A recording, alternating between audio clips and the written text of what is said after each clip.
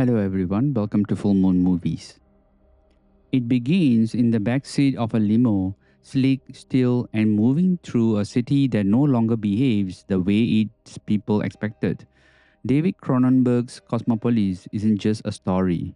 It's a slow burn dissection of capitalism, chaos, and the decay of control. Adapted from Don DeLillo's novel, the film follows Eric Pecker, a 28-year-old billionaire asset manager played with eerie restraint by Robert Pattinson, as he travels across Manhattan in a wide stretch limousine to get a haircut. Now, that's it. That's the entire plot on paper. But what unfolds is a descent, a modern existential spiral through a world crumbling under its own abstraction. As we go into the characters and its development, Pattinson's Eric Pecker is cold and composed, yet barely hanging on beneath the surface. He isn't charismatic in the traditional sense. He is the walking embodiment of alienation. Cronenberg, known for his obsession with the body and transformation, here turns his gaze inward towards the system, wealth, and emotional detachment. Pecker isn't a man in conflict with others, but he's at war with the meaning of his own existence. Every character he meets on this limo journey, played by talents like Samantha Morton, Juliette Binoche, Jay Baruchel, and Paul Giamatti, feels like a ghost or a philosopher. Each encounter probes something hollow in Eric, the nature of money, art, sex, mortality, and time. Now, these aren't your casual dialogues. They are thesis statements, and Cronenberg makes no attempt to water them down. Probably this is one of the key critiques about this movie as well. Now, the key scenes that often anchors the entire movie comes in the final act. A tense, drawn-out conversation between Eric and Benno Levin, played by manic intensity but Giamatti. Here, the facade finally breaks. It's the confrontation between a man who built the system and a man crushed beneath it. For all quiet pacing and sparse dialogue earlier, this moment explodes with unfiltered rage, confusion, and something close to vulnerability. It's not just a showdown, it's the film's catharsis, dragging us out of the limo and into a crumbling tenement of truth. Now, what makes Cosmopolis uniquely immersive is how Cronenberg uses stillness.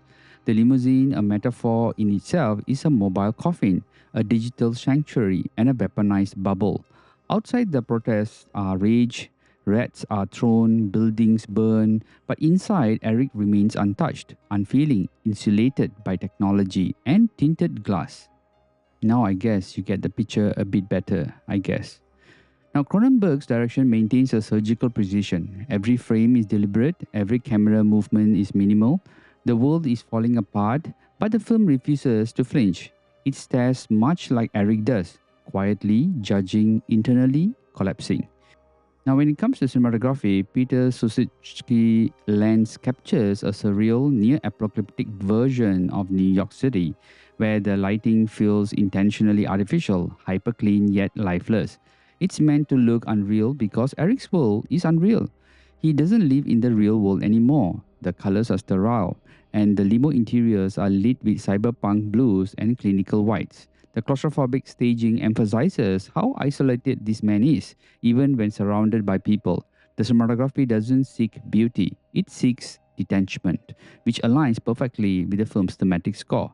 Cliff Martinez's score plays a crucial role in shaping this cold atmosphere.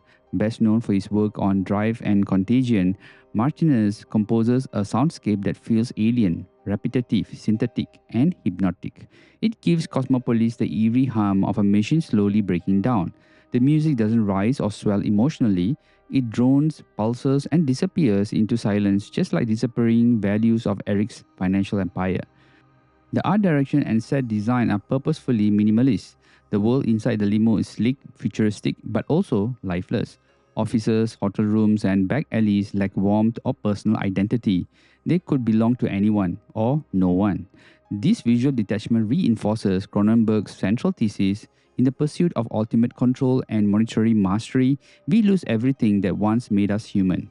Now, at the box office, Cosmopolis had a modest performance. Its challenging tone and deliberately abstract structure made it a tough sell for mainstream audiences. It premiered at Cannes and drew a mixed boos and applause, which feels almost fitting.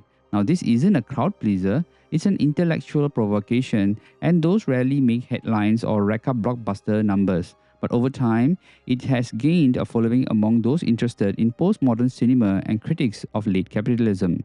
Now, common critics of Cosmopolis often focus on its lack of emotional engagement and slow pacing, which I agree.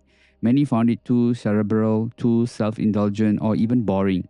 But that's largely because the film isn't trying to entertain, it's trying to confront. And confrontation in cinema is often misunderstood.